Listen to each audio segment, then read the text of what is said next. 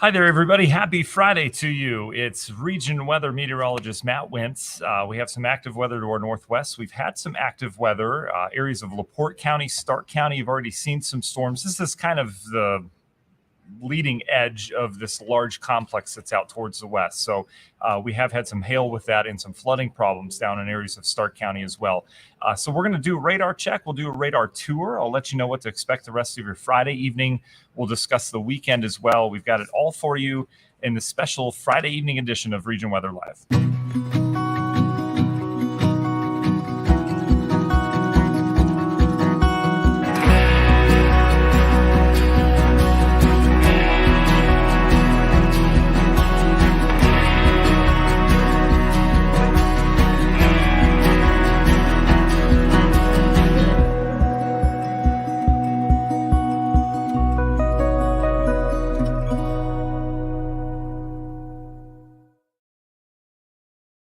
And happy Friday to you, everybody. You made it to the weekend. Congratulations. We've got some rough weather to get through tonight, and then we'll get to the weekend, okay? I think all of our favorite people are here right now. I want to say hi to first on board tonight, Amanda. Hello to you. Danielle's with us. Jeff, good evening to you. Same to you, Mark. Happy Friday, Susan. Jay's with us. Kristen, Deb, Andrew, you're absolutely welcome for the updates always. Cheryl, Ed's with us. Susan. Gosh, you all are here. Lance, hello. Boy, Teddy asks a great question. Let's start with this. He says, how high were the dew points today? Teddy, they got into the mid-70s. I saw a 76 today. And, you know, if you guys follow dew points, my goodness, the dew points have been incredible today. It's been more humid here than in Florida. But did you know portions of Iowa, we've talked about this before. I'm not going to get into it because I want to get into the maps. But we've talked about this before, the corn sweat, if you've ever heard that.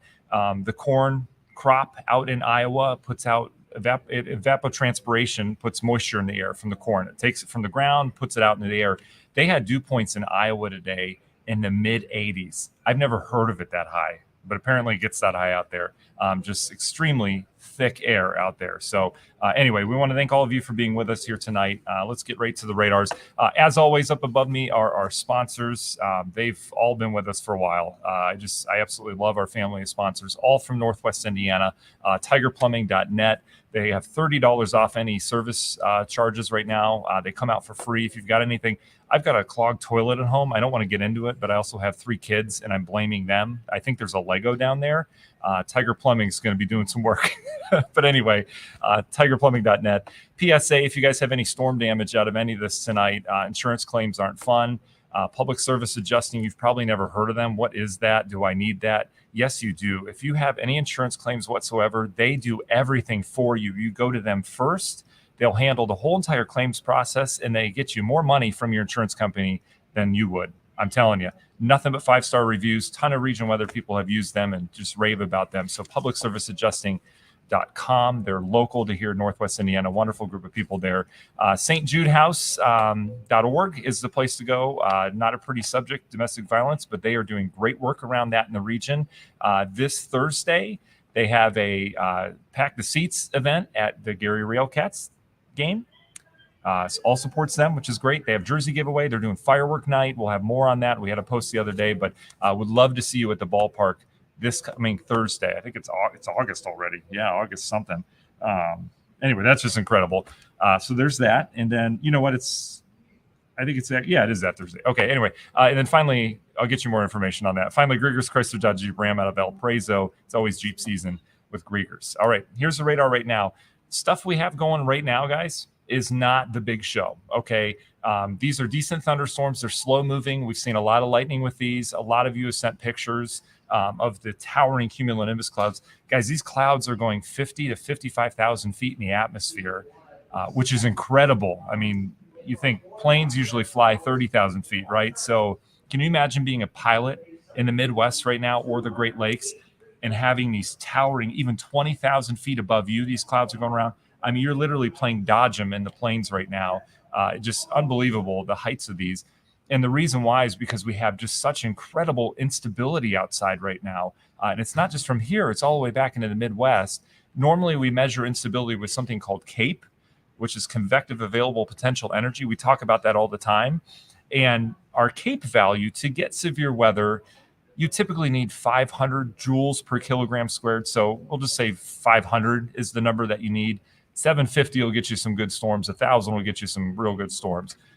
The numbers here locally today were anywhere from 2,500 to 3,000. Air numbers in the Midwest, where all these storms developed, were over 5,000. I saw 5,700 joules per kilogram squared out in the Midwest. So what that means, I mean, you can literally go in the air and just go, and you'll form a severe thunderstorm. It's incredible, and that's a product of a lot of things, but mainly temperature and dew point. And there's so much moisture in the air, it's just extremely unstable. So these storms. Locally here, what we're dealing with, Lake County, you've avoided most of it. You had some lake breeze thunderstorms that tried to get going earlier. Right now, there's a decent storm in Michigan City. There's some lightning with this. These aren't severe right now, though. These are just your run-of-the-mill thunderstorms. We're getting good downpours out of these, though. Much needed rain, but some of this rain is coming down real hard, and we're seeing some rainfall rates anywhere from 2 to 3 inches an hour at times in some of the core of these thunderstorms. And that's a lot. I mean, that's enough to cause flooding, even if you have been very dry. So there's that. So Michigan City, a storm right now. LaPorte, you've been in and out of the storms. Right now, you've just got light rain. Notice how we've got development on the north side heading into Rolling Prairie. And then just down to the south of LaPorte, Kingsford Heights has a pretty good storm right now. May have a little bit of small hail in that, nothing severe. But you see the lightning strikes there on the radar here over the last 15 minutes or so between Hannah and just south of Kingsford Heights. And then we go down towards Knox. Knox, you had some heavy rain. You're now starting to be on the tail end of that, so it's clearing on out. And then you get down further south towards Monterey, and we're dealing with a pretty strong storm, but also some flooding. So there's a flash flood warning right now, and this does include portions of Stark County, which is technically in our covered area. They've had anywhere from 1 to 2, even upwards of 3 inches of rain down there, and there is some flooding near Knox, and especially as you get down towards Rochester. Okay, the rest of us are dry. All right, so there's nothing to worry about right now. The fair is dry right now. That's the good news. You've been dodging showers there. The problem is the fair will not be dry, but I think it'll be after everything's over here tonight. Well, at least close to it, because we've got a little bit of time. So this is what's staring us in the face, is this large complex of showers and thunderstorms. All right. This developed very rapidly out in the plain states. It developed as singular cells, and they're all starting to come together as expected. If you noticed in our posts throughout the evening, we've been talking about some kind of complex of storms or a cluster of showers and thunderstorms. That's typically what happens, is all these individual storms this time of year in this kind of pattern tend to kind of blob together. You guys have seen those screensavers before, where you have the blobs on the screen and then they kind of form into one big blob. I know that's a weird analogy. It tends to work for me. But anyway, that's the way this whole situation's working. So all these thunderstorms are forming into a giant blob. What's the problem with the giant blob? Well, one giant blob is a lot stronger than a bunch of little ones, okay? The little ones can produce rotation on their own. They can have their own environment. You can get more of a tornado risk with that. Not really in this setup, but, usually. This giant blob is going to start to get some wind energy with it, and we're already seeing that develop as you get a cold pull off. So here's our cluster of storms, right? Back on this back side of it, right in here, you have a lot of rainfall that's come down, and that rainfall brings down cooler air from up above, right? So that forms a cold pool of air on the backside of this giant blob. Cold air is heavy and dense, so cold air sinks, right? Warm air rises. So when you get the giant pool of cool air on the backside of a system, it's heavy, so it sinks to the ground. You get a lot of sinking motion, and that air can't go into the ground. It's got to go somewhere, so it goes out. And so what you get from this, you typically get some real good wind back here, but that outward motion pushes wind in all directions.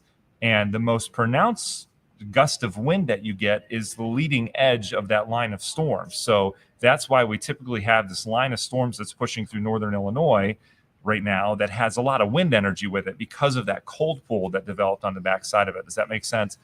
So that's what we're going to watch for the rest of the evening. I see a lot of comments coming in on tornado threat tonight. Do we have a big tornado threat tonight? I do not think we do. All right.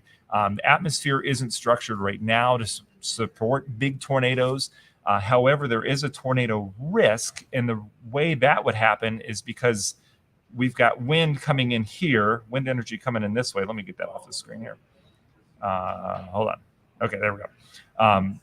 And let me change my color here because it's kind of hard to see that. We're just going to do plain old white. So you get wind energy coming in with this line right here, but then we've got this line kind of coming in this way, right? So where we would have a quick spin up tornado in this would be right in this area where these winds come together from here to here. Kind of just like conflicting sources. If you were to do this, you can spin the air in that. And that's where we have had a tornado warning over the course of the last couple hours. I've been watching this line move in, and we've had tornado warnings kind of going back into that whole area there, okay? So that being said, tornado risk it's not zero tonight, but it's still there, and it would be a quick spin up with, wherever those two lines come together. Or if you tend to get, if we get this thing really going into a line, which I think we will, as these, you can get these little kinks in the middle of it that kind of spin up like that. And I've used this analogy before. Forgive me if you've heard it, but if you push your hand through the bathtub, let's say your bathtub's full of water, you put your hand through it, you get the spirals on the side of your hand, right? Same thing with this. This is air pushing through the atmosphere. You can get quick little eddies or spin ups on that. So there is a chance, but again, it's low tonight, all right? So what am I worried about? Well, I'm worried about damaging winds. We could certainly see that. And I think that's going to be likely for Northwest Indiana tonight, all right? So things we can do in advance, as long as you're not in LaPorte County or Stark County where it's still lightning outside. If you have anything loose in the yard, just go out and bring it in. All right, put it in the garage, whatever it happens to be. We could also get some hail out of this tonight. So if you do have a garage and you have room, I don't have room in my garage because we have 3 kids, a 4th on the way, and we have kids' toys everywhere. It's disgusting. But they have fun with it, so it's fine. So if you do have room in your garage, you don't have kids' toys everywhere, you might want to park the car in the garage just to be safe, okay? So those are 2 things you could do.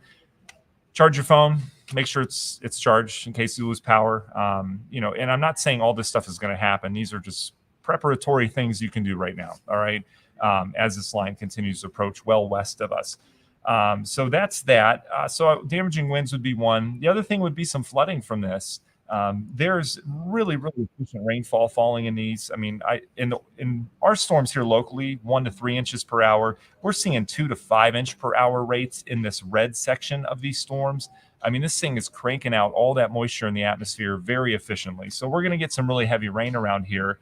As long as this line develops like this and moves through, okay, we're fine. But the problem is what happens a lot of times with big clusters like this, you'll get the heavy rain through, but then you get this lingering batch of heavy rain on the backside of it with the cold pool. So I don't think this is going to be kind of the rain hits and then we're done. I think the rain's going to linger as we go throughout the evenings or the overnight. So there's that. So we could certainly have some flooding. We've already seen some heavy rains, especially out in our eastern counties. So that being said, this rain is kind of bonus rain because everyone's going to get this rain here. But this is really the stuff that's not going to help. So if we did have a flood threat, it would be highest for the folks that are getting rain right now because there's more on the way. All right. I think that's about it. I mean, in terms of worrying about what's going on with this, that's all I've got. All right. So let's time it out. Again, severe thunderstorm warnings out in advance of this. They're calling for winds of 70. There have been wind gusts over 60 at times within this. Here's some of the alerts on this. It's moving east at 60. That's what I wanted to get at. Because we can time this out because a lot of you were asking, when is this going to move in? So I'm not going to time this northern end. The way this is going to evolve, and again, this is just from a radar analysis experience over the years, is this area right here has all the motion to it, okay? So this line is going to swing in. That's going to be your main one. So this is the one that we're going to time out. All of this is probably going to sink south and kind of linger here while this one sweeps through and takes it all. Does that make sense? If it doesn't, don't worry about anything I just said. But in terms of timing this out, let's get this going here. We'll take this main cell right here, which I know looks like it's kind of going south and east, but we'll take it kind of like this. Even if that's not the main direction, we'll get some timing on this, okay? So we'll do that, and we're going to time it out. It's about 100. So we got the mileage on it. That's not the one I wanted. Here we go. So we're going to time this out here, and we're going to do 60 miles per hour on it. I don't think it'll speed up, so there's that. And let's fast forward to Northwest Indiana. There you go. So we've got some time. So we're talking Hammond in 2 hours. So just before midnight. We'll say anytime after 11:30. Could we get some of this northern stream action before then? Sure. But we've got, I would say, a good healthy hour and a half before this moves in. All right. And it would be areas like Hammond and Munster, Dyer first, then into St. John, Griffith, Cedar Lake. I mean, you get the picture from Lake County, Newton County as well, and then Porter County will be next. So, you know, add 15 minutes per county or 20 minutes per county. You'll go from there, okay? So Maryville in a little over 2 hours. All right, so that's what we're looking at tonight. So let's answer your questions. I have a newscast here that's starting in 10 minutes, so I'll be tied up for that, but I'm not expecting anything big during that. And then I've got to commute home, so I probably will not be going live on the commute home. So I want to make sure you guys are prepared to get through this. If there is an area of concern, here's what I'm just going to say. Plan for damaging winds with this, okay? If there's an area of concern with rotation, I will go live tonight, all right, again, once I get home. But if there's not, we're just going to let this thing ride, because I think you should be prepared enough now to know what's coming in terms of this line. And I don't think it's going to change much. I think it's still going to look like this when it moves through. We'll have this solid line that first hits of heavy rain, strong wind when it first hits. Lots of lightning. You'll know it's coming. There's going to be a nice shelf cloud on this, albeit it's nighttime. Once that main line goes through, your severe threat's going to be over, okay? You'll have the heavy rain, the wind, the lightning, the flooding, perhaps some hail, and then that'll move out, and we'll just get rain with occasional lightning the rest of the night, all right? That's how this is going to go. However, if anything happens in terms of rotation or anything like that, I'll certainly hop on and let you guys know where that is, okay? Because that's going to be something we'll keep an eye on. But again, I don't think that's going to be a huge threat, okay? All right, so let's answer your question. A couple of questions coming in on the tornado risk. Again, we covered that a little bit earlier. It's not zero, but it's not high, all right? It would come from a quick spin up with two areas colliding with wind, or a quick little eddy spin up on the front end. I really don't see a huge tornado risk locally, but we can't say that there's not, because, you know, stranger things have happened. And what we've been keeping our eye on is this little area right in here, right where this line and the top line, there's like a line here and a line here, right where those meet up, right in this little intersection. That's where we have had some occasional spin. All right. Let's see. Yeah, Shar, you're welcome for sure. Terry, I'm sorry. Terry says she'll be up with her scared puppy. So many animals. Terry, does your doggy have the thunder vest? I know that's helped a lot of people. Some dogs that doesn't help, but I get it for sure.